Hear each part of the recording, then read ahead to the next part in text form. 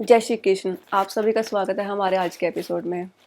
अक्सर आपने सुना होगा, बड़े बुजुर्ग भी हर कोई ऐसे बोलता है कि भाई बेटा, कोर्ट के चक्कर लगाते लगाते चप्पल घिस जाएगी, बच्चे से जवान और जवान से बूढ़े हो जाओगे, स्वर्ग और वैकुंठ भी पधार जाओगे, लेकिन न्याय न्याय बहुत ही कम होगा जो आप पाओगे।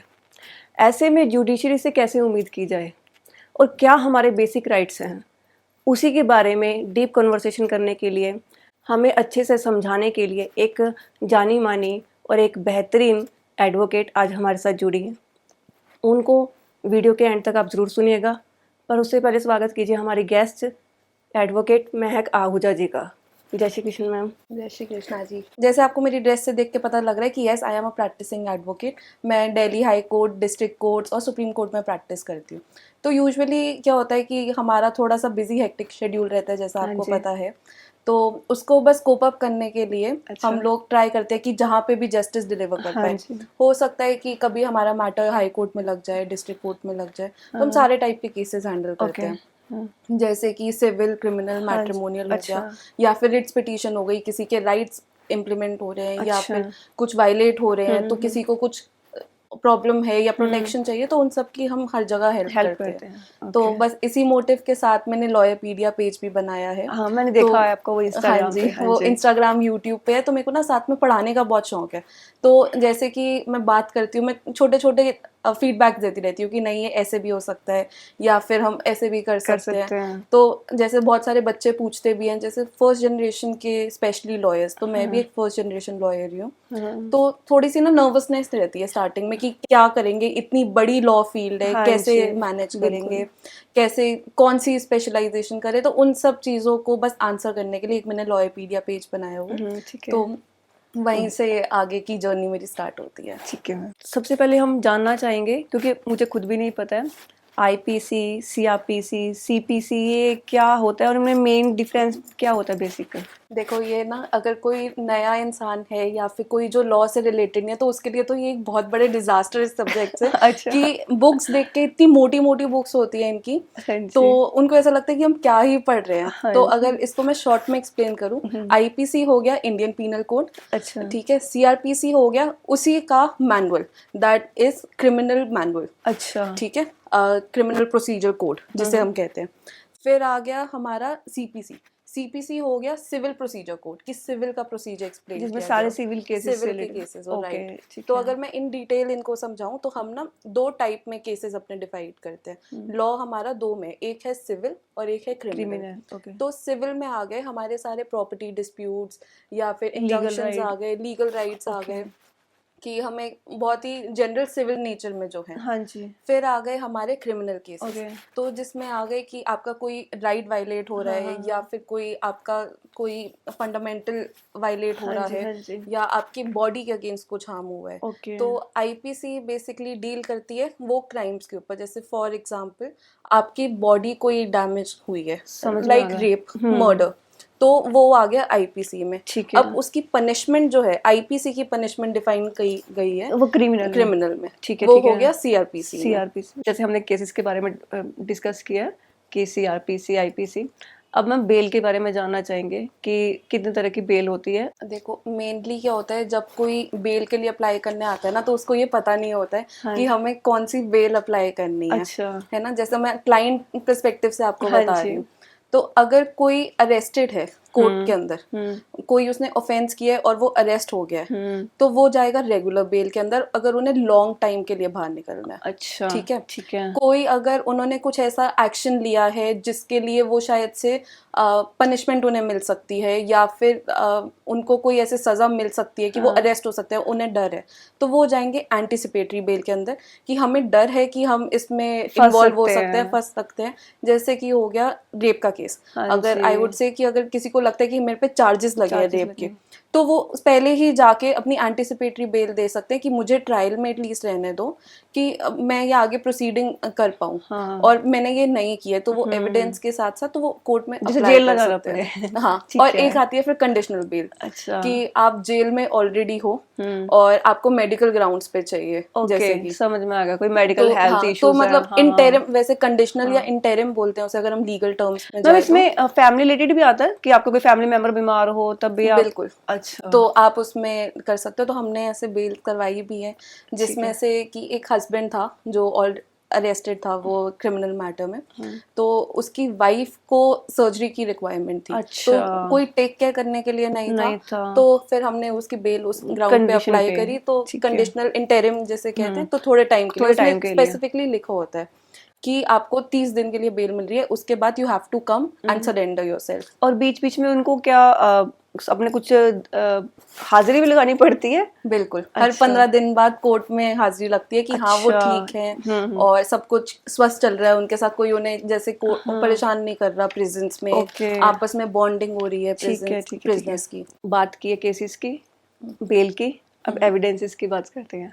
ठीक है। एविडेंसेस कितने तरह के होते हैं जो हम कोर्ट में सबमिट कर सकते हैं?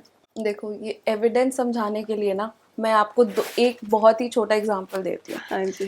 कि जो मैंने याद किया था अपने कॉलेज टाइम पे, कैसे कि मेरे पास एक कार है, ठीक है, मैं गई पार्किंग लॉट में गई, मैंने अपनी कार वहाँ पे खड़ी कर दी, उसके बाद मैं मूवी एंजॉय करके अपनी आ रही हूँ, मूवी देख के आ रही हूँ। हाँ तो जब मैंने वापसी में पार्किंग लॉट पे आई और अपनी कार में पिक करने आई, तो वहाँ पे ना एक बंदा था रैंडम सा कोई, वो ऐसा करके खड़ा हुआ मेरी कार के सामने कि ये तो मेरी कार है। तो मैंने बोला नहीं, ये तो मेरी कार है। तो अब जब वो प्रूफ की बात आई कि क्या ये किसकी कार है, तो वो हम कैसे देंगे? एविडेंस के थ्रू।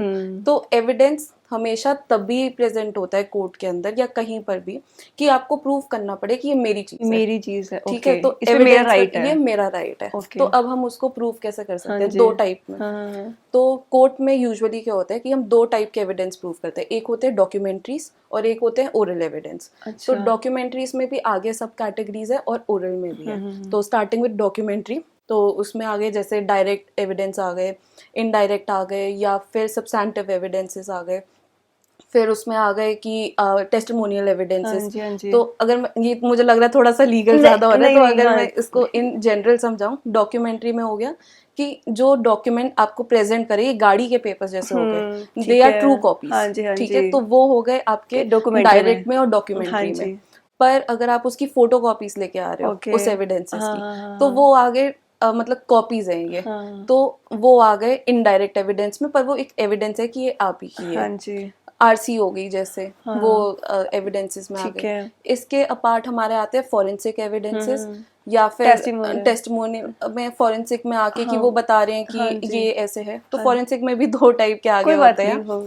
तो वही होते हैं कि ओरल में भी आते हैं, अगर कोई आके विटनेस अपना दे रहा है तो वो ओरल में हो गया, और अगर वो रिपोर्ट बना के दे रहे हैं तो वो उसमें चलेगा। फिर आजकल इलेक्ट्रॉनिक चल रहा है। मैं वही बात पूछने वाली थी आपसे कि जैसे एविडेंसेस की बात चली रही है, और डिजिटल एविडेंसेस को कैसे हम सबमिट कर सकते हैं? लाइक अगर स्क्रीनशॉट्स काउंट होते हैं एविडेंसेस में? बिल्कुल काउंट होते हैं। और ऑडियो रिकॉर्डिंग, वीडियो रिकॉर्डिंग, ये सब बिल्कुल काउंट होता है। तो जैसे कि इसमें हम कहते हैं कि व्हाट्सएप पहले बीच में बहुत लैंडमार्क केस बना था ये। व्हाट्सएप चैट्स जो हैं, क्या वो एक एविडेंस में प्रेजेंट कर सकती हैं या नहीं कर सकती?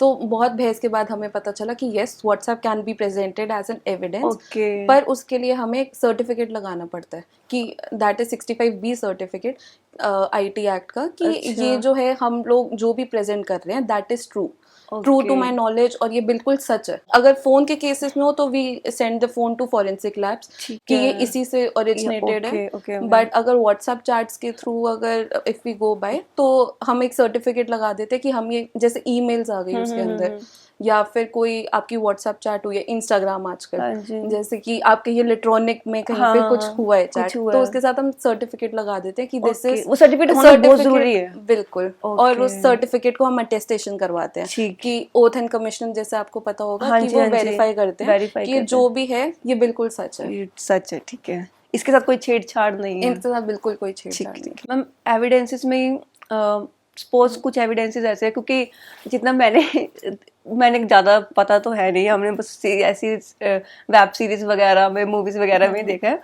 तो जल्दी क्या होता है कि इसमें ओपोजिशन को पहले बताना पड़ता है आपके पास क्या क्या एविडेंसेस हैं, क्या क्या आपकी तैयारी है, वो सारे ओपोजिशन के साथ शेयर करनी पड़ती है। ओपोजिशन को बताए बिना हमें एविडेंसेस सबमिट करने हैं, तो वो हम कर सकते हैं और कैसे कर सकते हैं? ये बहुत ही ज्यादा ट्रिकी क्वेश्चन है बट हम एविडेंस ऐसे बिल्कुल नहीं सबमिट कर सकते। अच्छा। अगर मैं प्रैक्टिकली बताऊं तो ऐसा कोर्ट्स में बिल्कुल भी नहीं होता है कि कोई रैंडमली आ गया और आपको एविडेंस एकदम से प्रकट हो गया और आपने बोला ये लो ये एविडेंस है। अच्छा, ऐसा नहीं होता है होता। कोर्ट में। ठीक है। आपको पहले एक एप्लीकेशन लगानी पड़ती है कोर्ट में कि मेरे को ये एक एविडेंस डिस्कवर हुआ है। हाँ। क्योंकि एविडेंस हमें सबमिट करने के लिए ना काफी टाइम मिलता है कोर्ट में। मतलब काफी डेट्स भी मिलती हैं कि अगर आपके एविडेंसेस अभी भी पूरे नहीं है तो आप पूरे कर लो। और अगर वो चलो मान लो आपने एविडेंस वाला अपना क्रॉस एग्जामिन भी हो गया, आपका चीफ भी हो गया, सब कुछ हो गया, आप आर्ग्यूमेंट्स वाले स्टेज पे आ गए और आपको याद आया कि नहीं मेरे पास एक ये एविडेंस है, या आपके क्लाइंट ने बताया कि मुझे ये इस टाइम पे मिला, तो you will have to submit an application जो आप कोर्ट में सबमिट करोगे कि मेरे पास एक ये एविडेंस है। तो वो सेम कॉपी आप एक अपने ओपोनेंट्स को दोगे जो डिफेंडेंट्स हो गए, या फिर एक कॉपी आप अपने कोर्ट में भी दोगे जिसमें आप क्लियरली स्पेसिफाई करोगे कि ये एविडेंस है। फिर उस पे बहस होती है कि ये एविडेंस एडमिसिबल कोर्ट में होगा या फिर नहीं होगा, या ये वेग है। तो मतलब कि जो वो एकदम से दिखाते हैं वो ऐसा कुछ नहीं होता। नहीं होता। ठीक है। तो ना मुझे एक बात भी याद आई है, मतलब अपना ही पास्ट एक्सपीरियंस।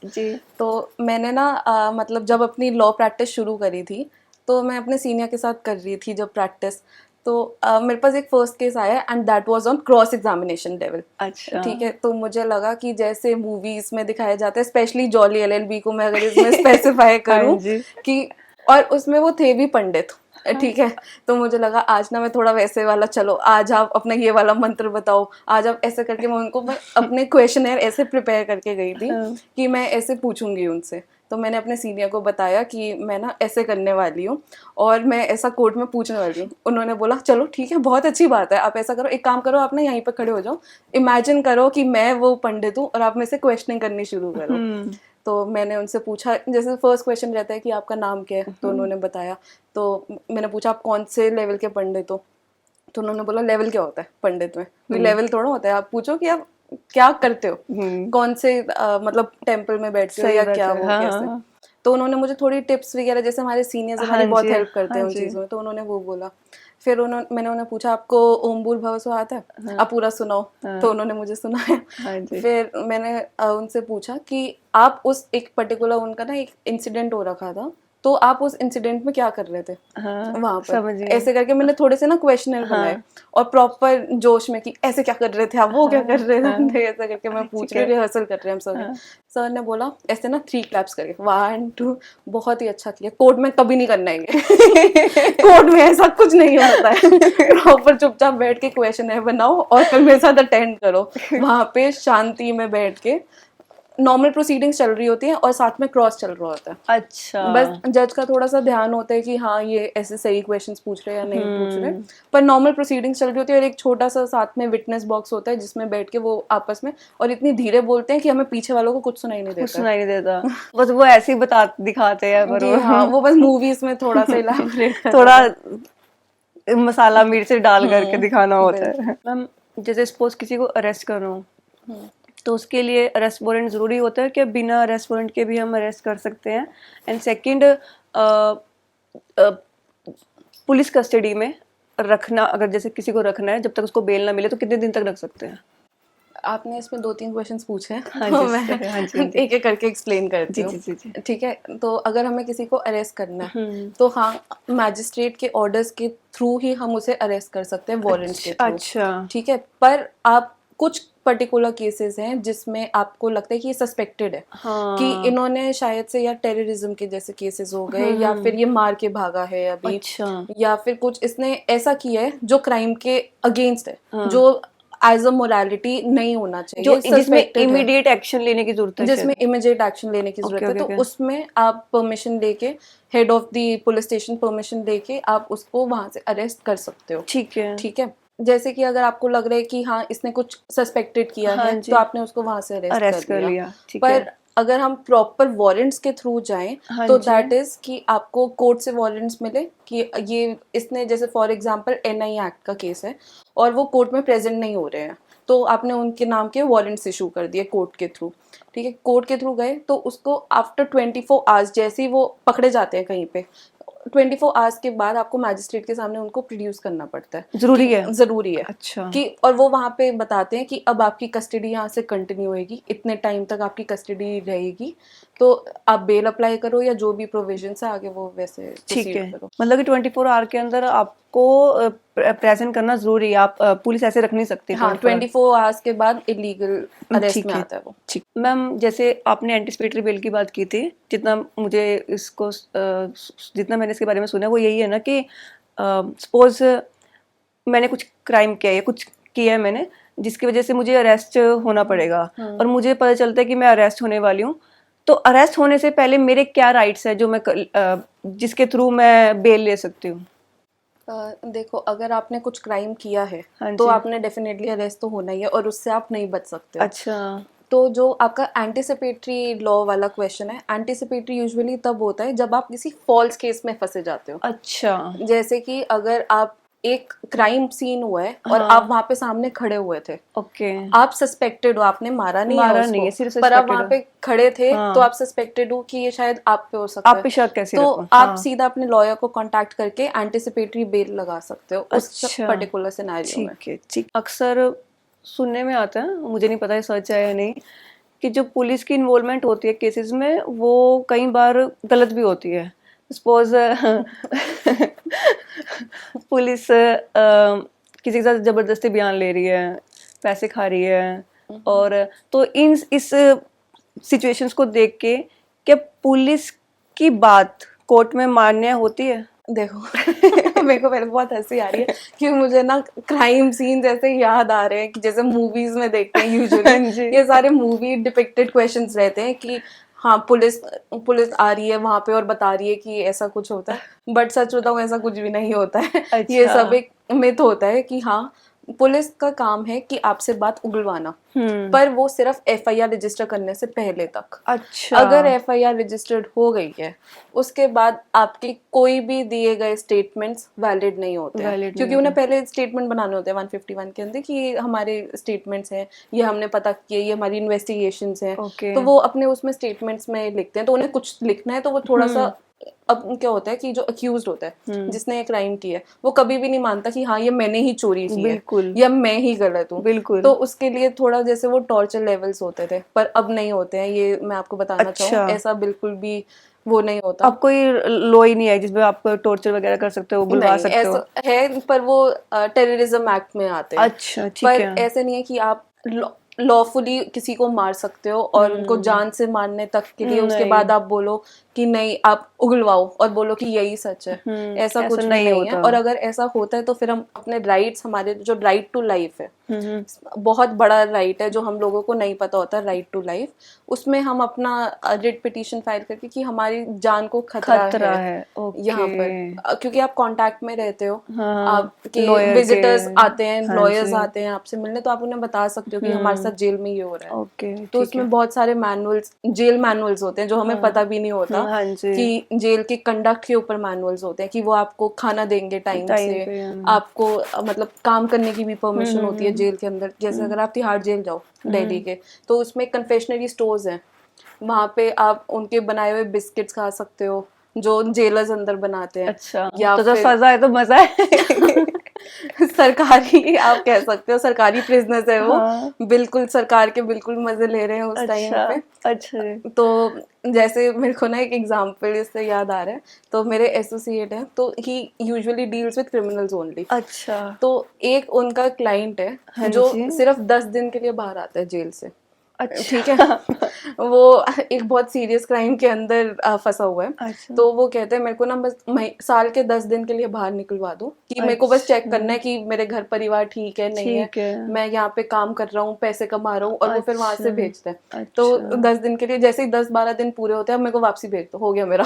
इससे ज्यादा मैं बाहर नहीं रह सकता, मेरे को जेल में ज्यादा मजा आ रहा है। तो ऐसे भी लोग हैं। हाँ जी, तो मतलब कि उनकी पुलिस की कोई बात कोर्ट में एडमिसिबल नहीं होती, वो ठीक है। आके पर जैसे कुछ बेल प्रोविजंस में होता है अच्छा, कि अगर हमें बेल देनी है तो हाँ, उन्होंने जो इन्वेस्टिगेशन की है, हाँ, उन्होंने इन्वेस्टिगेशन की है उसके थ्रू ही वो आके बता सकते हैं कि जैसे आईओ होता है हमारा कोर्ट में इन्वेस्टिगेटिंग ऑफिसर, तो अगर वो पर्टिकुलर केस में इन्वेस्टिगेट कर रहे हैं तो उसको मैजिस्ट्रेट आके पूछ सकते हैं कि बताओ आपने क्या इन्वेस्टिगेट किया है, पर ये नहीं बोल सकते कि आपने जो उसने बोला था आप मुझे वो स्टेटमेंट बताओ, ओके, आप अपनी इन्वेस्टिगेशन के बारे में बताओ। तो ठीक ये है, आपने दो क्या अलग अलग इन्वेस्टिगेट टर्म्स किया हैं। है, ठीक है, समझ में आ गया मैम। जैसे आपने लॉ पढ़ा है, आप एडवोकेट हो, अब मैंने नहीं पढ़ा, मैं हूँ नहीं, तो क्या मैं भी अपने केसेस लड़ सकती हूँ जबकि मुझे कुछ आइडिया नहीं है?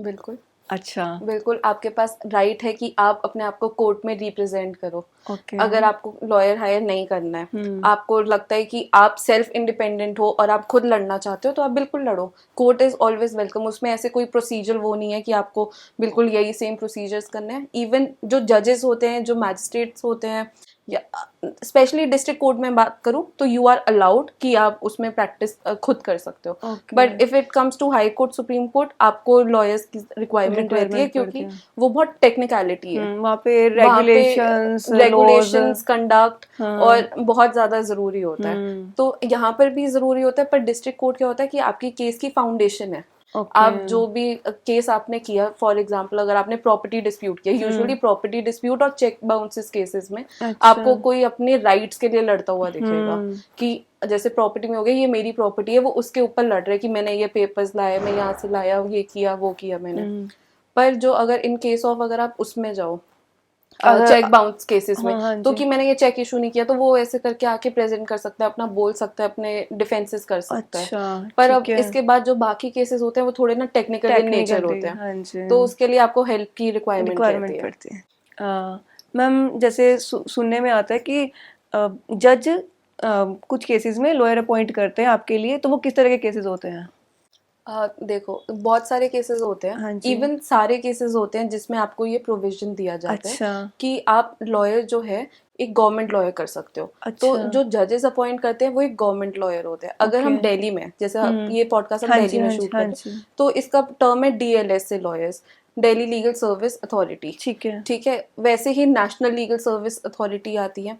ऐसे बहुत सारे हैं जो हमारे लिए गवर्नमेंट लॉयर्स अपॉइंट होते हैं। जैसे कोई वुमेन है, उसके पास इतने पैसे नहीं है, या फिर कोई विडो में आ गई, वुमेन में या विडो में, या कोई ऐसी फैमिली है जो अपने आप का डेली लाइफ भी एक्सपेंस नहीं बेयर कर पा रही है, तो उनके भी राइट्स हैं जो वायलेट हो जाते हैं, तो उनके लिए उन केसेस में लॉयर्स अपॉइंट किए जाते हैं, गवर्नमेंट। ये हमारा सेकंड पार्ट है इस पॉडकास्ट का। ये बेस होगा हमें राइट्स जानने के लिए, ठीक है। इसमें मैं कुछ आपको कंडीशंस बताऊंगी और उसमें क्या क्या राइट्स हैं हमारे, इस बेसिस पे ये हमारा सेकंड पार्ट चलेगा, ठीक है। सपोज जैसे आजकल लिव इन रिलेशनशिप में ज़्यादा लोग रह रहे हैं और ये राइट भी है एक, तो मैम अगर कोई कपल रह रहा है लिव इन में और कुछ समय के बाद उनमें डिफरेंसेस आ जाते हैं, उनके झगड़े स्टार्ट हो जाते हैं और बात यहाँ तक पहुँच जाती है कि उनके बीच में कुछ होता है जिसमें लड़की रिवेंज लेना चाहती है, ठीक है, और उस पर वो उस लड़के पे फॉल्स रेप केस लगा देती है, ठीक है। तो उस कंडीशन में लड़के के क्या राइट्स हैं?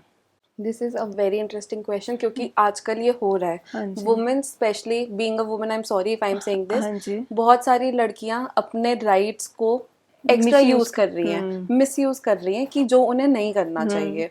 तो बहुत सारे ऐसे सिनारियोज रहते हैं कि जहाँ पे लड़का जेन्युइनली गलत होता है। मैं ये नहीं बोलूंगी कि कहाँ से स्पार्क शुरू हुआ या क्या हुआ, बट कहीं ना कहीं वो गलत होते हैं। तो अगर ऐसे केसेस में अगर वो फंस जाएं, तो वो मेन के पास राइट रहता है कि वो अपनी राइट टू लिबर्टी एक्सरसाइज करें, अपने फंडामेंटल राइट्स इक्वालिटी के एक्सरसाइज करें, बिकॉज एज सच कोई मेन लॉज नहीं है इंडिया में, बिल्कुल नहीं और उसके लिए बहुत सारे ऐसे पिटीशंस भी फाइल हो रखे हैं कि जेंडर न्यूट्रल लॉज आए, कि जो सजा मेन को मिल रही है वो वुमेन को भी मिले। हाँ जी, ठीक है। तो अभी इसमें काम चल रहा है, पर जैसे अगर हम लिव इन रिलेशनशिप के बात करें, तो उसमें बहुत सारी जो अमेंडमेंट्स आजकल कोर्ट में सुनने में आ रही हैं। जैसे कि अगर कोई वुमेन है हाँ, वो अपने हस्बैंड को मारपीट करती है वहां पे लिव इन में रह के। तो लड़का स्पेसिफिकली पुलिस स्टेशन जा सकता है डायरेक्टली और बोल सकता है, ये कंप्लेंट रजिस्टर करवा सकता है। ऑल्दो ये बहुत ही अभी भी है कि तू मर्द होके मार खा रहा है, ये भी एक बहुत ज्यादा वो आ जाता है। बट मैन अपने राइट्स ऐसे एक्सरसाइज कर सकते हैं, पर उनको वोकल होने की इस टाइम पे ज्यादा जरूरत है रादर दैन अभी, क्योंकि हमने कोडिफाइड लॉ नहीं किया। जैसे हमारा जो लॉ है वो रिटन है, तो अभी वो कोडिफाइड में नहीं हुआ, इट इज इन प्रोसेस अभी, तो वो थोड़ा सा टाइम लगेगा उसमें, और हम प्रे करते हैं कि जल्दी आए। बिल्कुल बिल्कुल। अब हम इसमें इसी के सेकंड पार्ट पे चलते हैं।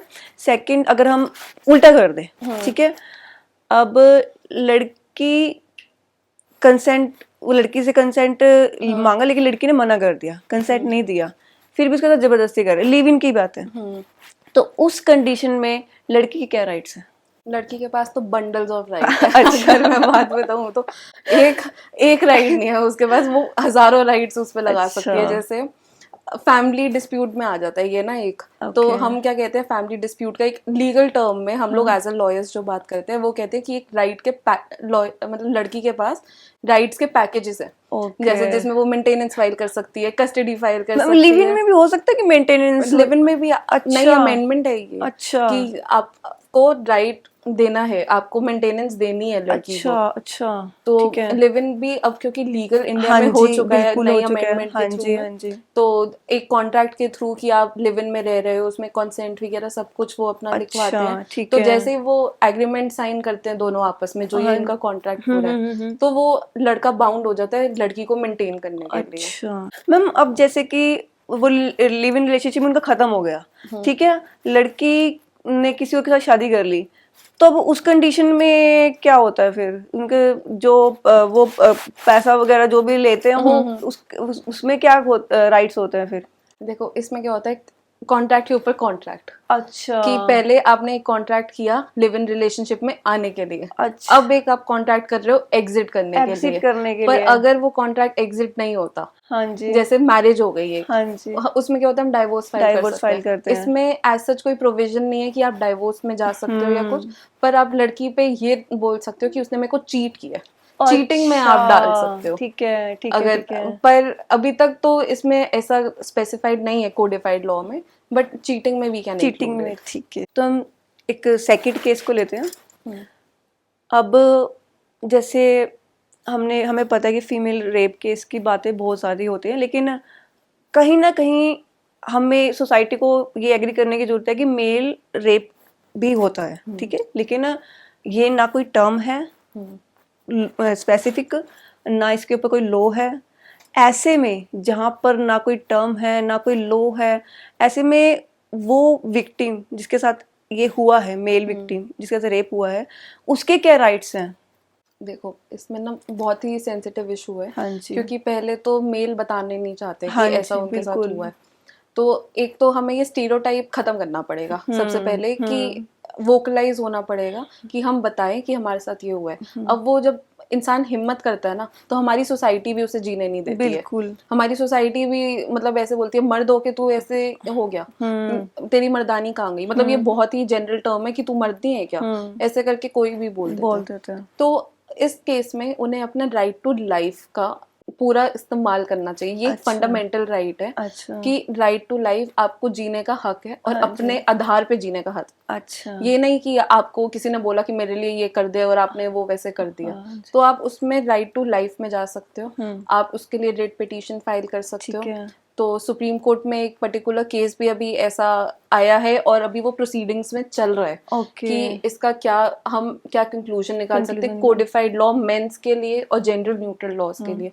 अभी आने वाले टाइम में हमें आने वाले और 3-4 सालों में जरूर दिखेगा। मैम जब राइट टू लाइफ आया था अभी कुछ साल पहले, जब हाँ जी पूरे जजेस ने वो किया था, आई थिंक 9 जजेस थे ना उस वक्त। हाँ जी, हम उसको बेंच कहते हैं। हाँ जी, हाँ जी, 9 जजेस की बेंच में। हाँ, 9 जजेस की बेंच में। तब रविशंकर प्रसाद जी से क्वेश्चन किया था जब प्रेस कॉन्फ्रेंस के दौरान कि यही इसी से रिलेटेड मेल रेप केस से रिलेटेड, तब उन्होंने बोला था कि ऐसा कुछ नहीं होता, ये LGBTQ में आता है।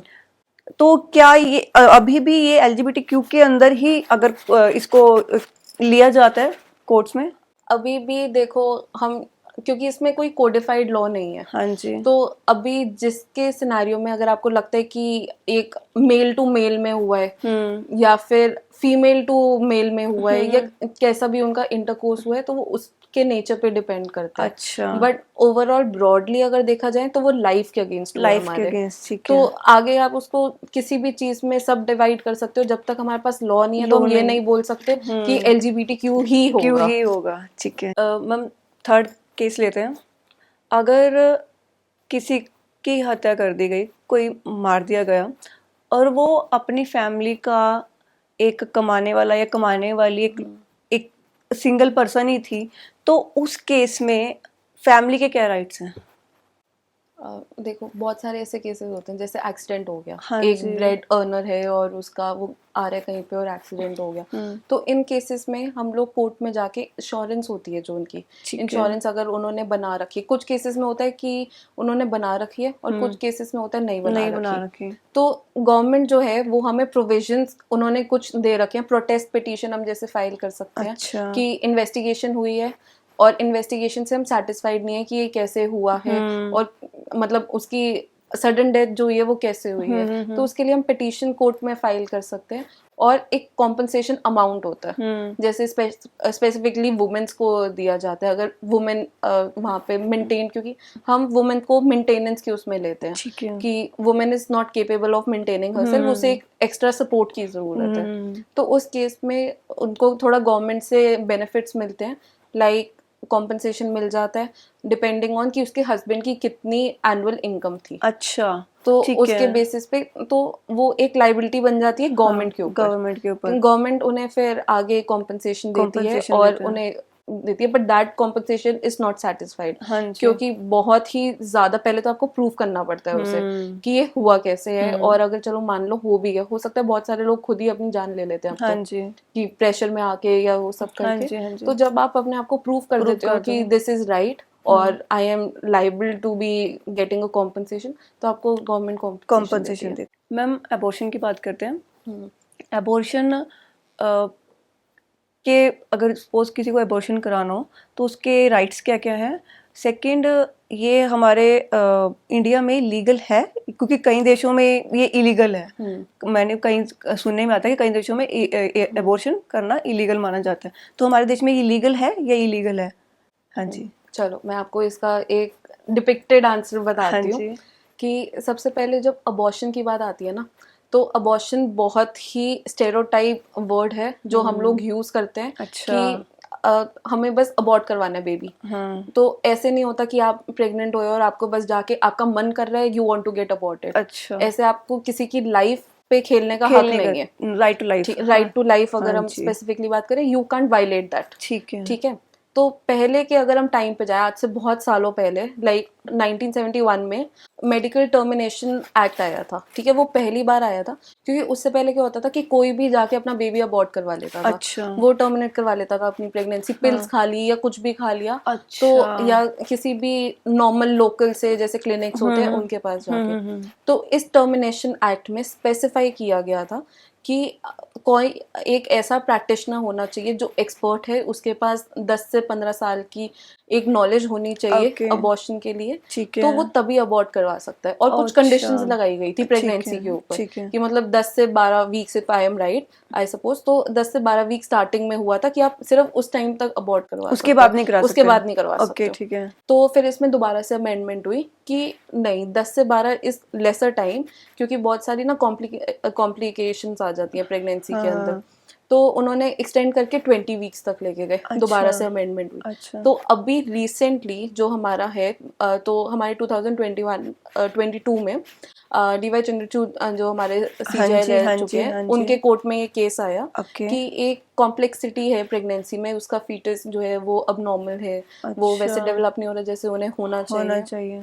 तो उसके बेसिस पे तो उन्होंने फिर वो 24 से एक्सटेंड कर दी प्रेगनेंसी। अच्छा, पहले 20 तक रही, हाँ फिर जी, उसको उन्होंने 24 तक लेके 24 गए। कर दिया। अब कुछ कंडीशंस में अगर आपको लगता है, जो रिसेंट अभी मैंने कल ही एक आर्टिकल पढ़ा था, उसमें था बॉम्बे हाई कोर्ट में उन्होंने पिटीशन फाइल करी कि ये जो बेबी है, मैं इसका फीटस में कुछ प्रॉब्लम है या इसकी ग्रोथ जो है वो अबनॉर्मल है, और मैं उसने एक्चुअली में कॉन्ट्रासेप्टिव पिल्स खाई थी। अच्छा, ठीक है, बट कि मेरे को ये प्रेगनेंसी आगे कंटिन्यू नहीं करनी है, तो पर वो जो पिल्स थी वो वैलिड नहीं थी या फिर एक्सपायर्ड थी या कुछ उसमें प्रॉब्लम थी पिल्स में, तो उसका बेबी टर्मिनेट नहीं हुआ उस टाइम पे। तो पर उसको पता नहीं लगा because she was already breast feeding at moment she had babies. अच्छा, तो उसको पता नहीं लगा। तो जब वो काफी टाइम हो गया, when we go through our menstrual cycle, और ना आए इतने टाइम तक, तो उसको लगा कि कुछ सस्पिशियस है, मैं इसको डिस्कवर करती हूँ। तो उसको पता लगा कि she was 30 weeks pregnant. 30 weeks, 30 तो टाइम निकल गया उसका। जब वो बॉडी शेप आपकी हाँ डिफरेंट जी, होने लगती है, आपको हैवीनेस फील होने लगती है, तो वो टाइम निकल गया। अब आप जैसे ही वो हॉस्पिटल अप्रोच करी, उन्होंने बोला कि हम टर्मिनेट नहीं कर सकते, क्योंकि टर्मिनेशन के लिए भी ना वहाँ पे कंडीशंस लगाई गई थी कि 2 प्रैक्टिशनर्स होने चाहिए, एक नहीं। अगर जैसे 20 वीक से ऊपर है तो 2 प्रैक्टिशनर्स होने चाहिए। आप कंसल्टेशन से करोगे, मेडिकल बोर्ड बैठेगा, ऐसे छोटी छोटी चीजें करके ना उन्होंने कंडीशंस लगाई थी कि कोई गलती से ना कर ले। पर जैसे फिर वो गई तो 33 वीक्स में भी उन्होंने अपना अलाउड किया। हमने रेप केस की बात की थी। अब रेप, जिसके साथ जो रेप विक्टिम है, वो प्रेग्नेंट हो गए, ठीक है, और उनको काफ़ी वीक्स निकल गए जब उनको पता चला कि वो प्रेग्नेंट है, लेकिन वो उस बेबी को रखना नहीं चाहते क्योंकि वो जो भी उनकी कंडीशन है जिस वजह से। तो क्या उनको अलाउड होता है बिल्कुल। देखो, जो आज के पहले का टाइम था ना, उसमें अलाउड नहीं होता था। स्पेसिफिकली सिंगल वुमेन्स हो गई या रेप विक्टिम्स हो गई, अच्छा, या फिर कोई ऐसी जो अनमैरिड वुमेन्स है, उनके लिए ऐसा कोई प्रोविजन नहीं था। बट अभी ये बहुत ही रीसेंट जजमेंट है जो अलाउ करती है कि आपको अलाउड है, अगर आप रेप विक्टिम हो या आप सिंगल वुमेन हो या आपके कुछ ऐसे फीटस में प्रॉब्लम है, आप नहीं आगे कंटिन्यू करना चाहते हो, तो इनकी और जो नॉर्मल वुमेन्स की कंडीशंस है उसमें सेम एप्लीकेबिलिटी रहती है कि 24 वीक से पहले आपको अबॉर्ट करवाना है, और अगर आपको उसके बाद डिस्कवर होता है तो आपके पास राइट टू कोर्ट है। आप कोर्ट में आओ, अपनी पिटीशन फाइल करो और बताओ कि आपके साथ ऐसा हुआ है। तो court is very understanding in this scenarios, क्योंकि बहुत सेंसिटिव मैटर्स होते हैं। एक लाइफ को आप बॉर्न करने वाले और उसका आगे फ्यूचर ही नहीं आपको पता कि क्या होगा। तो उस सिनेरियोस में बहुत स्पीडी ट्रायल भी होता है। जैसे अगर हम सोचे ना कि नहीं ये प्रेग्नेंट हो गई, फिर उसके बाद इतना टाइम लग रहा है, तो कोर्ट ध्यान देता है इन चीजों। ऐसे केसेस में बिल्कुल ध्यान देता है। मेरे कजन ब्रदर है, वो किसी फर्म में काम करता है, ठीक है। अब वो वहाँ पे एग्रीमेंट के साथ बॉन्ड हो चुका है कि हाँ भैया मुझे इतने साल तक काम करना है, लेकिन वहाँ पर उसके साथ कुछ ना कुछ ऐसी चीज़ें हो रही हैं जिसकी वजह से उस पर प्रेशर पड़ रहा है, वो छोड़ना चाहता है। और ऐसे बहुत सारे एम्प्लॉयज़ के साथ हो रहा है जहाँ पे वो एग्रीमेंट की वजह से ना छोड़ पा रहे हैं, ना उनकी ऐसी कहीं ना भाई ऐसी हालत हो जाती है कि वो सुसाइड तक पहुँच जाते हैं। तो ऐसे केसेस में उनके क्या राइट्स हैं? देखो, ये ना हमारा जो एक कॉर्पोरेट वर्ल्ड है, मैं बोलूंगी एक ना दलदल है। आप इसमें डीप डीप डीप बस जाते ही रहते हो। एक EY का बहुत ही इम्पोर्टेंट, अभी आपने सुना होगा, न्यूज में भी आया था कि उनका वर्क प्रेशर बहुत ज्यादा था और अल्टीमेटली शी सुसाइडेड। तो ऐसा होता है बिकॉज आप बिल्कुल पढ़ते नहीं हो कॉन्ट्रैक्ट्स को। आपको जब जॉब ज्वाइन करनी है, आप बस फटाफट साइन करते हो। हाँ, मुझे बस जॉब चाहिए, इतने मिल रहे हैं, अच्छा इतनी बड़ी कंपनी है, मेरे को इतने पैसे मिल रहे हैं, चलो साइन कर देते हैं फटाफट। बस आप पेपर्स पे पेपर साइन करते जाते हो और आप कहीं ना कहीं लीगली बाउंड हो जाते हो उसमें। पर अगर कोई ऐसा सिनेरियो है जिसमें आपकी मेंटल एग्जॉशन हो रही है, आपको जैसे काम अगर आपका 8 घंटे का है, जैसे फॉर एग्जांपल 8 घंटे का यूजुअली रहता है, 8 से 9 घंटे का आपको काम करना होता है, पर आपका जो काम है वो आपको ले रहा है 13-14 घंटे, एक्सटेंड हो रहा है। इवन 9th आवर के बाद अगर आपको 10th आवर मिल रहा है काम करने का। तो उसमें आपको अपना राइट यूज करना चाहिए कि आप उनसे कॉम्पेंसेशन मांगो। जैसे ओवर टाइम कहते हैं जैसे के लिए। अगर हमारे इंडिया में वैसे लॉज हो जाए ना स्ट्रिक्ट जैसे बाहर है, हाँ जी, तो हमारे सारे काम 9 बजे से पहले ही खत्म होने लग जाए। तो इंडिया में है नहीं? इंडिया में ऐसा कुछ है नहीं। ओवर टाइम है, पर बहुत सारे लोगों की कंप्लेंट्स आती हैं कि मेरे को ओवर टाइम भी नहीं मिल रहा। आप ना स्टार्टिंग में जैसे कहते हैं ना कि अगर कोई गाड़ी को हल्का सा पुश करो तो वो आपको थोड़ा सा प्रेशर डालते हैं, फिर आप उसको जबरदस्ती चलाई जा रहे हो। तो आपको स्टार्टिंग में ही उसको आइडेंटिफाई करना होता है। पर चलो मान लो बहुत दलदल है, हाँ जी, धीरे धीरे आपको पता ही नहीं लगता कि आप कैसे एग्जॉस्ट होते जा रहे हो। तो आप मेंटली जब एग्जॉस्ट होने लग गए हो तो आप बाउंड हो उस काम को करने के लिए, तो उस कॉन्ट्रैक्ट को आप तोड़ भी सकते हो। अच्छा, आप उनके अगेंस्ट अपने क्रिमिनल एक्शंस यूज कर सकते हो, अपने राइट्स यूज कर सकते हो। उन्हें बता सकते हो कि ये मेंटल एग्जॉशन हो रही है मेरे को इस काम में, ये मेरे को मेंटली बहुत ज्यादा टॉर्चर कर रहे हैं, या फिर ये मेरे को अपनी पर्सनल वर्क लाइफ बैलेंस नहीं दे रहे और वर्क कल्चर बैलेंस नहीं दे रहे। अच्छा, और तो इन केसेस, इन राइट्स के थ्रू आप एक्शन ले सकते हो? बिल्कुल एक्शन ले सकते हैं हम लोग। ठीक है। साइबर क्राइम्स बहुत आजकल हो रहे हैं, है ना, बहुत। तो ऐसे में हमारे राइट्स क्या हैं जो सिटीजन्स को पता होने ही चाहिए? क्योंकि आजकल ये इस तरह के केसेस बहुत ज़्यादा सुनने में आते हैं। किसी का हैक हो गया, किसी की कोई लीक हो गई, कुछ बहुत सारी चीज़ें होती हैं। तो ऐसे में हमारे बेसिक राइट्स क्या हैं मैम साइबर क्राइम से रिलेटेड? हाँ जी, जैसे कि हमारे इंडिया अभी एट प्रेजेंट जितना डिजिटल इन्वायरमेंट होता जा रहा है, जैसे हम लोग सब डिजिटली स्विच होते जा रहे हैं, तो बहुत सारे क्राइम्स हो रखे हैं। तो अगर किसी और की मैं क्या ही बात करूं, मैं अपनी बात करती हूँ। मेरा इंस्टाग्राम अकाउंट था, 50K प्लस मैं क्रॉस कर गई उसको। अच्छा, ठीक है, तो मेरे पास एक लिंक आया कि आप ये लिंक पे रजिस्टर करो और आपको ब्लू टिक मिलेगा। प्रॉपर वो इंस्टाग्राम का आया था, मेटा से आया था, और उसमें भी उनका अकाउंट पे ब्लू टिक था।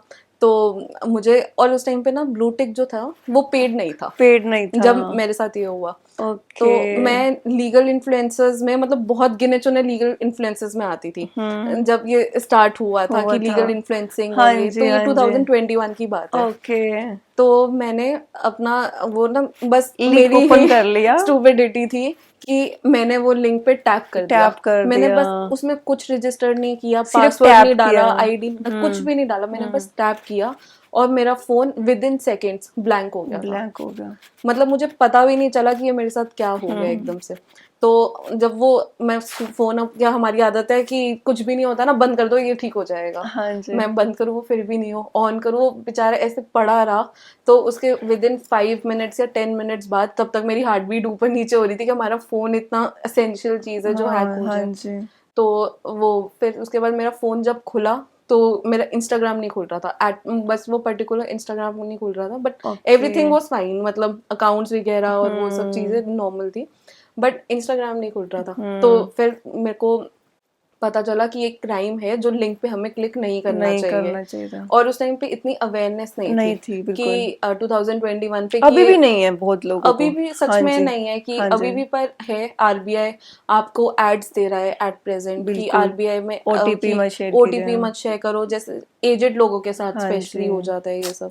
या फिर आप किसी लिंक पे टैप मत करो। कोई भी फ्री में, देखो क्या है इस दुनिया में, फ्री में कुछ नहीं मिलता। उसको आपको कुछ ना पैसे तो देने ही पड़ेंगे। तो वही लालच इंसान के अंदर जो होता है ना कि फ्री में ब्लू टिक मिल रहा है, मेटा से आ रहा है, कौन हो जाता चाहेगा। हम भी उसमें से आएंगे। तो मैंने वो क्लिक किया। तो पर अब जैसे किसी के साथ मान लो हो गया, उस टाइम पे मुझे नॉलेज नहीं थी, पर अगर आज की डेट में, अगर हम 2024 में बात करें कि अगर किसी की ट्रांजैक्शन से पैसे चले गए, या फिर क्रेडिट कार्ड फ्रॉड्स आजकल स्पेशली कॉल कर करके बता रहे हैं कि आपका अपग्रेड करवा लो कार्ड को, या फिर बहुत सारे ऐसे नॉर्मल फ्रॉड चल रहे हैं। अगर आपके साथ हो जाता है तो आपके पास ऑनलाइन पोर्टल है, जो साइबर क्राइम गवर्नमेंट इंडिया, आप उस पे जाके अपना क्राइम रजिस्टर करो, कंप्लेंट रजिस्टर करो। साइबर टीम आपको अपॉइंट होगी, आईटी टीम भी उसमें एसोसिएटेड है। वो आपकी हेल्प करेगी। अगर आप डिजिटली इतने स्ट्रांग नहीं हो कि आप साइबर वैसे रिपोर्ट करो, तो आप उनके हेल्पलाइन नंबर पे भी जा सकते हो। वो 1903 है। तो आप 1903 पोर्टल फ्री नंबर है, आप उस पे जाओ, कॉल करो और फिर आप अपना बताओ, सिनेरियो बताओ आपके साथ क्या हुआ, कैसे हुआ। तो आपकी वो जरूर हेल्प मैम करते ये हैं जो साइबर रिलेटेड क्राइम्स होते हैं ये भी आगे कोर्ट में चलते रहते हैं? बिल्कुल बिल्कुल, इसमें कोर्ट में चलते हैं। जैसे अगर कोर्ट में आपके साथ मतलब आपको पता चल गया कि ये इसने किया है, हाँ। तो आप उसको पकड़ के कोर्ट में ला सकते हो और प्रेजेंट कर सकते हो। इवन इस केसेस में क्या होता है, जो साइबर टीम होती है वही बहुत एक्टिव होती है, आपको खुद कोर्ट में जाने की जरूरत नहीं पड़ती। Cyber team is very smart and advance at present. तो अगर उसने पकड़ लिया है कि जैसे अभी बीच में आया था कि बांग्लादेश से लोग हैं जो जिनके पास बहुत सारे डिवाइसेस पकड़े गए थे। अच्छा। एक वो फोटो में था कि बहुत सारे वो ट्रू कॉलर्स वगैरह पे करके वो ऐसे करते हैं, फ्रॉड कर रहे हैं, और उन्होंने मिलियंस का बिजनेस कर लिया था अपने इंडिया में से। तो टीम ने उनको रिपोर्ट किया और पकड़ा। फिर उसके बाद वो उनका जो केस है अब वो जाएगा कोर्ट के अंदर, वो क्राइम ब्रांच ही लेके जाएगी और वो फिर उसके बाद अब उनके आगे आएंगे बेल के लिए, तब हमारी बारी आएगी। ठीक है। तो मैम ये लास्ट पार्ट है हमारे पॉडकास्ट का। मैम डॉक्टर और लॉयर एक ऐसा प्रोफेशन है जहाँ पर लोगों की उम्मीद जुड़ी होती है। एक उम्मीद लेकर के डॉक्टर के पास जाते हैं, एक उम्मीद लेकर के वो लॉयर के पास आते हैं। तो अब माइंड पे कुछ प्रेशर पड़ता है कि हाँ भाई मुझे जस्टिस दिलाना है, मुझे करना है इनके लिए, तो ऐसा प्रेशर पड़ता है माइंड पे? मुझे ना जब आपने बोला ना ये लॉयर और डॉक्टर का, तो मुझे बस एक टर्म याद आ रहा था जो हमारे इंडिया में स्पेसिफिकली यूज होता है, एक काला कोट और सफेद कोट से दूर रहो। हाँ जी, सही बात है। ये एक मिथ है कि इनसे दूर रहो, पर यही लोग हैं जब आपकी जान बचा रहे हैं। चाहे आप वो लॉयर्स के पास चले जाओ या डॉक्टर्स के पास चले जाओ, यही लोग हैं। अगर आप बीमार हो तो आप डॉक्टर के पास जाओगे, अगर आप फिजिकली डैमेज्ड हो या आपके राइट्स डैमेज है तो आप लॉयर्स के पास आओगे। बिल्कुल। तो हाँ, हमारे ऊपर प्रेशर रहता है, बहुत ज्यादा रहता है। हमारे कोई वीकेंड्स नहीं होते, हमारे नॉर्मल दिन नहीं होते। 9 to 5 जॉब लॉ की बिल्कुल भी नहीं है। आपको कभी भी क्लाइंट का फोन आ सकता है कि मैं अरेस्ट होने वाला हूँ, आप आ जाओ, मुझे बचाओ। हमें वहां मसीहा बन के भागना पड़ता है और बचाना पड़ता है। या फिर कभी कभार हो जाता है कि वो बहुत ही ज्यादा फंसा हुआ है कहीं पे, तो हमें नॉर्मल कंसल्टेशन भी देनी है उसे, हमें उसे बचाना भी है, लीगली भी बचाना है, फिर उसके राइट्स भी प्रोटेक्ट करने हैं। तो हमारा थोड़ा सा काम ज्यादा रहता है कि हमें मेंटली थोड़ा सा एग्जॉस्शन हो जाती है, बट क्योंकि उसमें पर्सनल लाइफ अपनी नहीं बचती, हम सारा क्लाइंट में इन्वॉल्व होते हैं। बट एक ये ना सेटिस्फैक्शन जॉब है, ये नॉर्मल जॉब्स की तरह नहीं है कि आप इसमें सेटिस्फाइड। अगर मान लो मैंने आपको आपका घर दिलवा दिया, जैसे मेरे लिए ना ये बहुत बड़ा मेरा केस रहा है लाइफ का, कि किसी थोड़े से मतलब वो वेल ऑफ फैमिली से नहीं थे, तो उन भाइयों में आपस में जो झगड़ा चल रहा होता है, तो वो छोटे भाई थे तो उनको घर से निकाल दिया। अच्छा। तो मैंने उनको घर दिलवाया था। अच्छा। तो उन्होंने ना मेरा घर खुशियों से भर दिया उसके बाद। वो मेरा केस था, तो उसके बाद मतलब इतनी उन्होंने ब्लेसिंग्स दी, इतना वो दी कि मेरे को कभी रुकना नहीं पड़ा कहीं पे। तो कहीं ना कहीं एक सेटिस्फेक्शन होता है कि मैंने कुछ किसी के लिए किया है। ठीक है। मैम कोई ऐसा किस्सा आपके ध्यान हो, याद में हो, केस से रिलेटेड, क्लाइंट से रिलेटेड, जो अलग हो, जो आपको कि हाँ ये तो कुछ अलग ही था भाई? अच्छा, अगर मैं आपको फनी वे में बताऊं तो मेरे पास एक केस आया था, बहुत फनी था वो। मेरी लाइफ का सबसे फनी केस रह चुका है अभी तो वैसे और भी आने हैं, बट अभी तक जो पास रह चुके हैं। अच्छा। तो क्या हुआ, मैं ना लेट हो रही थी कहीं जाने के लिए, तो मैं बुटीक पे गई। ठीक है, बुटीक पे गई, मैंने बोला कि मेरे को ये फटाफट वाली ऑल्ट्रेशन थी कि मेरे को ये ऑल्टर करके दे दो। ठीक है, तो मैंने उन्हें वहाँ पे मैं खड़ी हुई 15 मिनट अब कि यहाँ पे ये मुझे जल्दी से ऑल्ट्रेशन करके देंगे। तो वहाँ पे ना जो कारीगर था उनका और जो वो फीमेल थी जो ऑल्ट्रेशन करनी थी, वो एक दूसरे को देखी जाए, और मैं अपने ऐसे ही ड्रेस में थी। तो जब हम कोई ऐसे ड्रेस में जाता है तो इट इज प्रिटेंडेड कि हम लॉयर्स ही हैं। हाँ जी। तो उन्होंने ना मेरे से बड़ी हिम्मत करके पूछा कि आप लॉयर हो? मैंने बोला कपड़े तो मैंने वैसे ही पहने, हाँ वही हूँ मैं। तो पर मेरे को अपनी जल्दी थी अगले दिन की, तो मैं पहचान नहीं पाई कि वो मेरे से क्या पूछना चाहते हैं। तो कहते आप हमें ना शादी करनी है, आप हमारी शादी करवा दोगे? अच्छा। मैंने बोला हाँ करवा दूंगी, पर मैं 1 हफ्ते के लिए बाहर जा रही हूँ, उसके बाद आके करवा दूंगी। कहते नहीं हमें तो कल ही करनी है। अच्छा।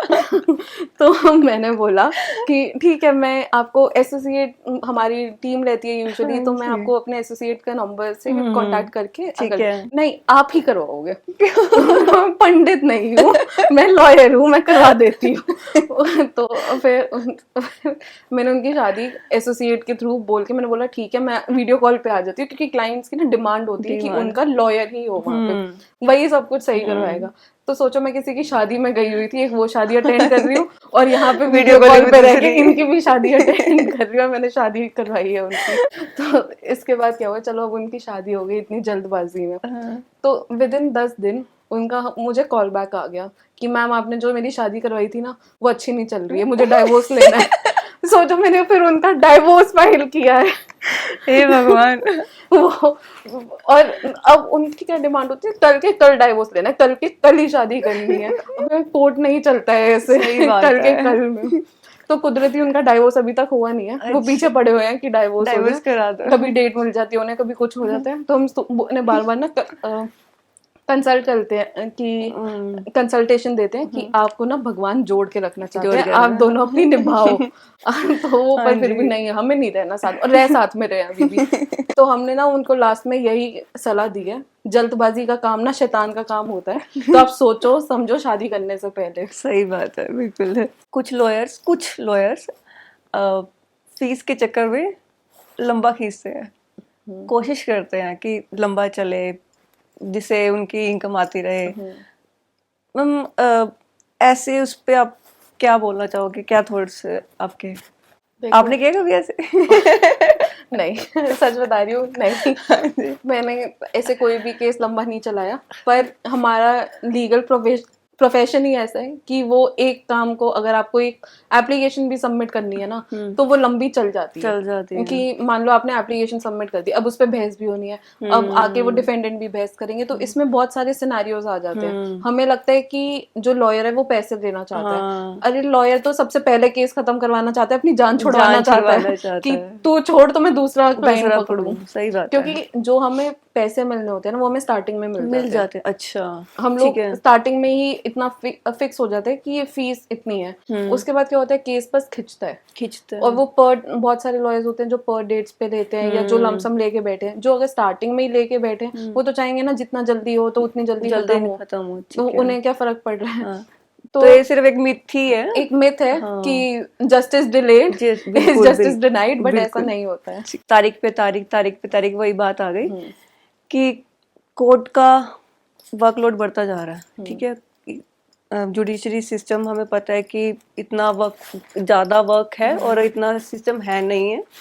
एक तो ये हो गया, इसके अलावा और क्या आपको लगता है कि जुडिशरी सिस्टम में कमी है, और अगर आपको मौका दिया जाए चेंज करने का तो वो क्या चीज़ें होंगी जो आप जुडिशरी सिस्टम में चेंज करना चाहोगे? मैं तो बहुत सारी चीज़ें चेंज करना चाहूँगी। मैं अपने आप को सीजीआई समझ के ना बहुत सारी चीज़ें अमेंड करना चाहूँगी।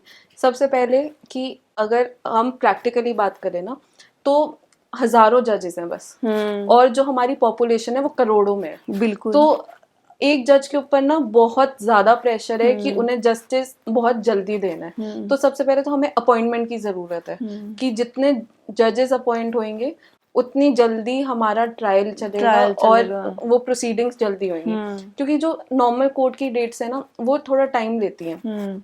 अब 2-2 3-3 महीने की आपको डेट मिल रही है, तो वो इसलिए मिल रही है कि अगर आप किसी मैजिस्ट्रेट की कोर्ट में जाके देखो, डिस्ट्रिक्ट कोर्ट में 100 से ज्यादा कुछ केसेस एक दिन में हैंडल कर रहे हैं। सोचो उन्हें 100 फाइलें हर रोज रात को पढ़नी है, क्योंकि ऐसे तो है नहीं कि वो बिना पढ़े बैठ जाएंगे कोर्ट में कि आप सुनाओ आपका केस क्या है। आप किसी मैजिस्ट्रेट के सामने जाके बैठो तो सही एक बारी, आपको पता लगेगा कि कितना प्रेशर है उनके ऊपर। मतलब आप मैजिस्ट्रेट के लेवल पे, जैसे हम कहते हैं ना, come into my shoes and see what I am suffering, तो वही सेम हाल है मैजिस्ट्रेट का। आप कोर्ट में जाओ और देखो, वो ना आपकी फाइल, अगर मान लो कि हम कोई केस में गए हैं, ठीक है, मैजिस्ट्रेट के पास, फॉर एग्जांपल एनआई का केस है, चेक बाउंस का केस है जिसे हम कहते हैं, तो वो गए तो वो आपसे ये नहीं पूछेंगे कि आपका कितने लाखों रुपए का चेक था जो गायब हो गया। उन्हें पता है आपका कितने लाख का चेक था, उसने फाइल पढ़ी हुई है ऑलरेडी, तो पर उन्होंने टाइम लगाया ना उस पर्टिकुलर चीज में। पर अगर हम देखें तो बहुत सारे ना रीजंस भी होते हैं डिले के लिए। अच्छा। जैसे कि अब कभी होता है कि हम दो पार्टीज होती हैं, जैसे आप और मैं, हम लोग अपने ट्रायल के लिए गए हुए हैं कोर्ट में, तो कभी आप एब्सेंट हो गए, कभी मैं एब्सेंट हो गई, तो वो अच्छा, दो डेट्स तो वो ऐसी चली डेट्स ऐसे चली गई। एक गई। दिन जज एब्सेंट हो गया, अच्छा। उनकी तबीयत खराब हो गई ठीक है। क्योंकि प्रैक्टिकल है, 3 हाँ। डेट्स चली गई। ओके। चौथे दिन आपके पास, लॉयर्स के पास भी बहुत ज्यादा वर्क प्रेशर होता है, जरूरी नहीं है सिर्फ जजेस के पास हो, हमारे हाँ। पास भी बहुत सारे हाँ केसेस हैं। जी। तो हमने वो वाली फाइल उस दिन नहीं पढ़ी, तो हमने बोला कि नहीं, हम बिजी हैं नेक्स्ट या उसके डेट पे हम करेंगे। कोई और केस में हैं, तो हाँ। अभी नहीं पढ़ा हुआ, तो वो हो गया। ओके। या एक यही सिनेरियो आ गया कि हमारे बहुत सारे मैटर्स हैं और हम किसी और कोर्ट में बिजी हैं, तो उस पर्टिकुलर दिन वहां पे नहीं जा पाए। देखो ठीक 6 है। डेट्स तो मैंने ऐसे काउंट हाँ करा दिया जी, आपको, तो वो और वैसे डेट्स जो अलग है वो होती 2-2 है। महीने के गैप में होती है, एक साल हाँ, तो आपका ऐसे ही ऐसे निकल गया। और ये बहुत ही जेन्युइन रीजन होते हैं, क्योंकि अगर कोई भी नहीं है, हम एज अ लॉयर्स हम लोग ऐसा नहीं करते कि हम किसी भी डेट को अवॉइड करें या जजेस अवॉइड करें। तो ये सब चीजें सोचते हुए ना, हम डिजिटल जैसे बढ़ रहे हैं, तो हमारे पास वीसी का वरदान मिला हुआ है, अच्छा। जो हाँ कोर्ट ने जी। हमें दे रखा है। हाँ। सुप्रीम कोर्ट ने, जस्टिस डीवाई चंद्रचूड़ ने बहुत ज्यादा इसको एम्फेसिस की है कि गो डिजिटली, हाँ इफ यू जी। Can't be physically present. तो अब उससे क्या होता है, हम एक पॉइंट पे रह के ना 2 जगह प्रेजेंट हो हाँ जाते जी, हैं। बिल्कुल। हम वीसी पे चल रहे हैं हाँ और जी, एक जगह पे हम फिजिकली हैं, फिजिकली तो है। ऐसे जस्टिस थोड़ा जल्दी हो रहा जल्दी है। हो, ठीक है, ठीक है। तो मैम जैसे भी आपने बोला कि हम वीडियो रिकॉर्डिंग के थ्रू आ सकते हैं, वीडियो कॉलिंग के थ्रू, तो मैम लेकिन कोर्ट में तो जैसे फोन्स वगैरह आपको साइलेंट रखने पड़ते हैं, अलाउड नहीं है, तो उसमें कैसे करते हैं फिर? देखो इसमें ना क्या होता है, डिजिटली का मेरा कहने का मतलब है कि हमारे को ना वीसी लिंक्स मिले होते हैं पर्टिकुलर कोर्ट के। अच्छा। ठीक है, कुछ सिनारियोस, ठीक है। बहुत सारे केसेस हैं जिसमें हम डिजिटली प्रेजेंट हो सकते हैं। ओके। जैसे वो लिंक हमने टैप किया कोर्ट का, वो कोर्ट का लिंक खुल जाएगा डायरेक्टली, और आप उसकी प्रोसीडिंग्स देख सकते हो, अपना नंबर आप उसमें अटेंड कर सकते हो। ठीक है। पर कुछ सेंसिटिव केसेस होते हैं, अच्छा। जिसमें जैसे रेप केसेस हो गए, सेशन कोर्ट के स्पेसिफिकली, तो वो कोर्ट ना अपने आप को म्यूट कर रखता है उस टाइम पे। ओके। आपको बताना पड़ता है कि मैं इस मैटर में हूँ, तो जब मेरा कॉल आउट होगा, तो जो वहाँ पे जज के साथ में ना एक रीडर होते हैं, उनके असिस्टेंट, तो आप उनको मैसेज भेज दो कि मेरा आइटम नंबर 18 है, मेरे केस का नाम ये है, तो वो आपको उस टाइम पे अनम्यूट कर देंगे और आपको कोर्ट की प्रोसीडिंग दिखाएंगे, आपकी बात करवा देंगे। अच्छा, ठीक है। यूजुअली जो सेंसिटिव केसेस होते हैं उसमें उसमें ये म्यूट होता करके है, रखते हैं। म्यूट करके रखते ओके। हैं। स्पेशली ये लॉ स्टूडेंट्स के रिलेटेड होगा, क्योंकि मैं भी लॉ करना चाहती थी, तो मेरे को एक थोड़ी क्यूरियोसिटी है इस अच्छा। बारे में जानने की। तो हम सबसे पहले जानना चाहेंगे कि अगर मुझे लॉ करना है, तो उसके लिए कोई थोड़ी सी गाइडेंस अगर मुझे आपसे मिल जाए। हाँ जी। देखो सबसे पहले अगर आपको लॉ करना है ना, तो आपको अपने अंदर पेशेंस डेवलप करने की जरूरत है। ठीक है, हाँ। लॉ आप 2 टाइप में कर सकते हो, एक जो होता है ग्रेजुएशन के बाद, और एक होता है जो आफ्टर स्कूल के बाद, that is 5 years and 3 years।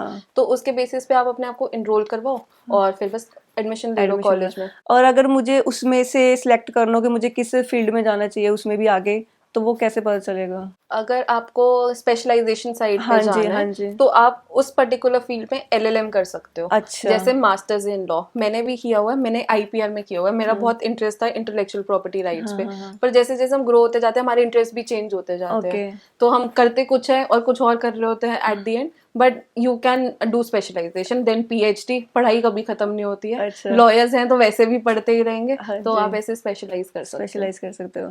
और अगर आगे उसमें प्रैक्टिस में करना हो, लाइक आपको प्रैक्टिस में जाना हो आगे, तो वो कैसे जा सकते हैं, कैसे कर सकते हैं? प्रैक्टिस में जाने के लिए आपको अपने आप को इनरोल करवाना पड़ता है, that is bar council of India के साथ आपको अपना एग्जाम देना पड़ता है। कि वैसे तो हर लॉयर के लिए मैंडेटरी होता है, वो प्रमोशन होता है लॉयर टू एडवोकेट। जैसे बहुत लोगों को डिफरेंस नहीं पता होता कि लॉयर और एडवोकेट्स में क्या डिफरेंस होता है। अच्छा। लॉयर होता है जो बच्चा अभी पढ़ रहा है, अच्छा। जो अभी लॉ रजिस्टर्ड नहीं है, वो ओके। अभी बस पढ़ रहा है, अभी हाँ, पढ़ाई पे है, डिग्री चल रही है अभी डिग्री तो। चल रही है अभी हाँ, उसकी बेसिकली। ठीक है, ठीक पर है। जैसे ही उसकी डिग्री कंप्लीट होती है हाँ। और वो एग्जाम लिखता है, एआईबी का एग्जाम कहते हैं, अच्छा। लॉयर्स का ये सबसे बड़ा एग्जाम होता है। अच्छा। जिसमें आप अपना इनरोलमेंट, आपको नंबर मिलता है, जैसे डॉक्टर्स को मिलता है हाँ ना कि जी, उनका हाँ जी, प्रैक्टिसिंग हाँ नंबर ही है, जी, वैसे ही हमारा एक पर्टिकुलर नंबर होता है जो स्टेट बार काउंसिल हमें देती है। देती है। मेन हेडेड वो by bar council of India होती है। अच्छा। तो एआईबी का एग्जाम हम देते हैं, सर्टिफिकेट मिलता है कि हम पूरे इंडिया में प्रैक्टिस कर सकते हैं। ओके। तो उसके बेसिस पे आप अपना एनरोलमेंट सर्टिफिकेट और प्रैक्टिस में जा सकते हो आगे। ठीक है। एक एडवोकेट की बेस्ट और वर्स्ट थिंग क्या लगती है आपको? बेस्ट एंड वर्स्ट होती है टाइम मैनेजमेंट। जिसने टाइम मैनेज कर लिया ना, उसने सब कुछ मैनेज कर लिया, क्योंकि हमें सारा जो गेम है वो टाइम का है। हाँ. अगर आप बहुत अच्छे हो टाइम मैनेजमेंट में तो आप कोड भी अटेंड कर सकते हो, अपनी पर्सनल लाइफ भी इंजॉय कर सकते हो। पर अगर आप अच्छे नहीं हो तो आप दोनों नहीं कर सकते हो। अच्छा, आपका एक पेज देखा था इंस्टा पे, तो मुझे बड़ा नॉलेज मिली उस पेज से, मैंने क्वेश्चंस भी वहीं से ही बनाया मोस्टली तो मैम एक तो मेन रीज़न क्या आपका उस पेज को क्रिएट करेंगे? मैंने वहाँ पे वेबिनार्स भी देखे हैं आपके, तो वेबिनार्स का और उस पेज का मेन मोटिव क्या है उसको क्रिएट करने का?